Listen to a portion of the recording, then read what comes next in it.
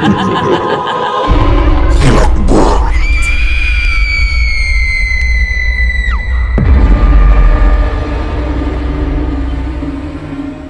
po sa inyo lahat, mga solid HTV positive listeners, lalong-lalo na sa inyo, Sir Red.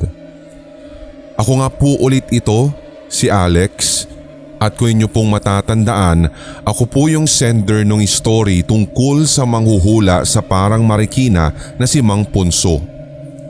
Andito po muli ako para ikwento, as promised, yung iba ko pang karanasan nung ako ay nasa huling taon ng kolehiyo.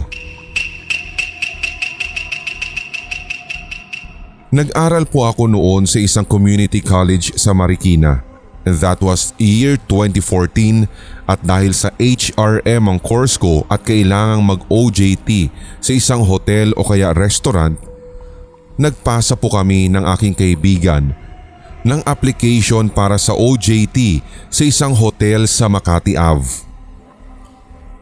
Nakapasa naman po kami at doon na nga po kami nag-OJT na mahigit sa 2 buwan. Ang mga napag-assignan sa amin ng friend ko ay yung sa housekeeping at yung F&B department. Ang nilalagay lang daw kasi sa front office at sa iba pang back office ay yung mga pretty at pogi lamang. So this is really the saddest reality sa hospitality industry na never sinabi sa amin noong college. Kaya talagang ako ay nagulat din dahil masasabi ko talagang may discrimination din pala. Huwag ka na lang tatawa, Sir Red, kasi horror po ito. But anyway, back to the story. Kapag nag-OJT ka doon sa hotel, kahit saang department ka man mapunta o mai-assign, i-consider ka kaagad as regular employee. Pero hindi doon sa part na may sahod o benefits ka, kundi yung duties at responsibilities na ibibigay at ipapagawa sa iyo ay kalintulad o kapantay ng tunay kang empleyado ng company. Siyempre may kasama kang employee habang nasa duty at gagawin ka lamang alalay at maghahati lamang kayo sa mga gagawin. And the worst, mapapansin mo na mas marami ka talagang gagawin kesa doon talaga sa sinasahuran. But ganun talaga.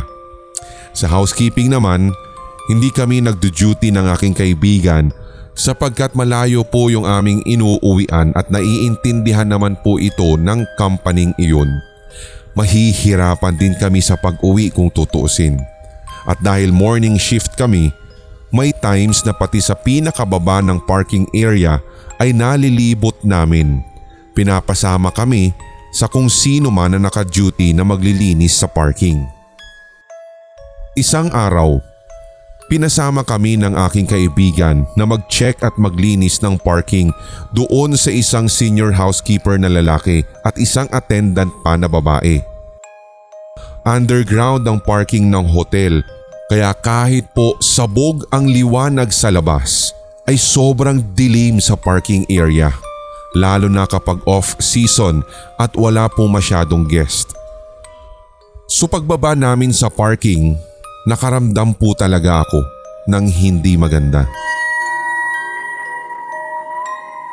Bata pa lang ako ay nakakaramdam na po ako ng mga hindi nakikita. Kung kaya't nagtanong ako agad sa senior housekeeper ng, "Grabe sir ha, hindi nyo man lang po kami sinabihan."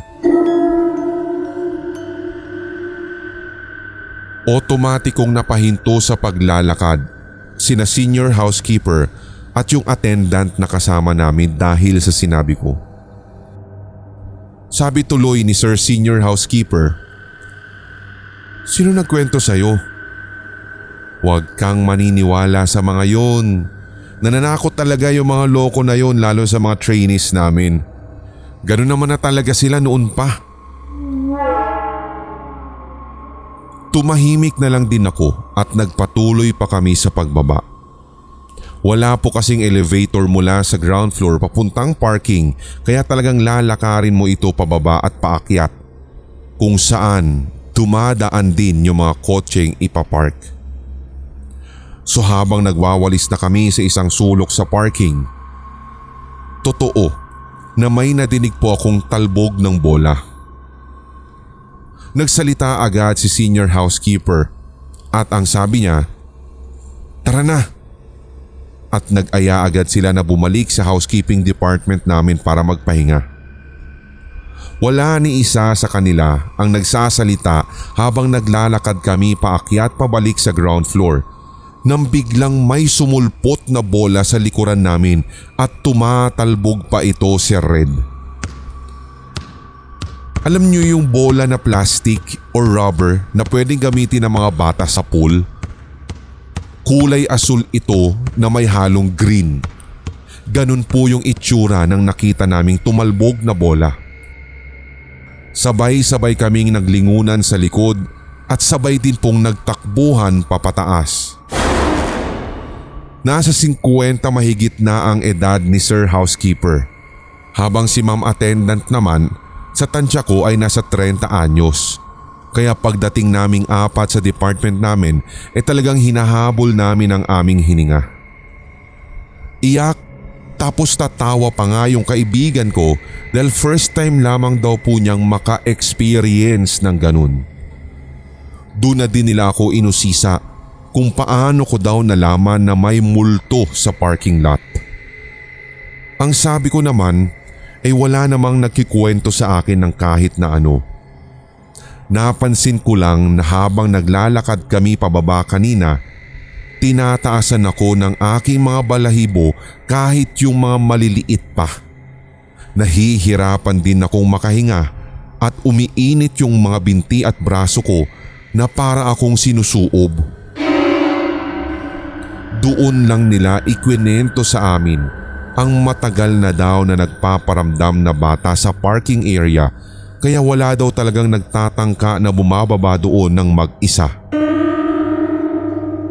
Ang isa ko pang karanasan sa hotel na iyon ay nung nakabody na ako kay Ma'am J ng housekeeping department pa rin. Na-assign kami na mag-ikot sa 2 hanggang 3 palapag at doon na nga ay narating namin ng isang room sa 6th floor na vacant. Kadalasan kasi, Sir Red, kahit bakante ang room ay nililinis pa rin ng bahagya to make sure na malilinis talaga ito. Just in case biglang magkakaroon ng maraming bookings ang hotel. So ito na nga, ginagamitan ng master key ni Ma'am J yung room pero hindi niya talaga mabuksan-buksan. Nagtry na nga din po siyang magradyo doon sa baba upang tanungin at matiyak na wala talagang tao at bakante yung room na iyon sa 6th floor. At sabi nga naman doon sa reception, wala daw talagang nag-book o kaya tao doon. Nagtagal kami doon ng halos 20 minuto hanggang sa tumawag pa nga ng backup para lang mabuksan ang pinto. At nang mabuksan, Sir Red, totoo na wala pong tao doon. Inaya agad ako ni Ma'am J sa loob para daw i-double check kung maayos ang lahat. Ako naman itong si Gaga pumasok pa sa bedroom at chinek talaga yung CR. Doon nga'y napansin ko na bukas ang gripo at dumadaloy ang tubig sa lababo ng CR. Given the fact na kapapasok lamang namin, kaya pumunta ako agad doon sa malapit sa bed para tanungin kung tapos na ba siyang i-check yung sink dahil nakita ko ngang dumaan si Ma'am J. Laking hilakbot ko talaga noon nang biglang sumulpot si Ma'am J papasok ng bedroom na may dalang bagong set ng bedsheet. Tinanong ko pa siya kung saan siya nagpunta at ang sabi niya nga ay nasa cart daw siya sa labas ng room at kumuha ng bagong linen. Tinanong ko rin siya kung isasara ko na ba yung gripo sa CR at doon na nga siya nag-aya bigla na lumabas ng room na iyon at sinabing sa ibang room na daw kami maglinis. So bago pa kami mag-clock out ng beshi ko ay inusisa ko agad si Ma'am J kung ano ba talaga ang totoo at kwento nila yung history sa likod ng room na iyon sa 6th floor. May guest daw sila noon na matandang lalaki at isa itong foreigner na nag-check-in daw doon. Ginawa na daw apartment yung hotel nung foreigner na iyon dahil sa sobrang haba ng pag-stay nung matanda na ang kasama pa ay isang caregiver nurse. Dito daw kasi sa Pilipinas nagpapagamot yung matanda hanggang sa inabot na nga ng ilang buwan sa mismo hotel.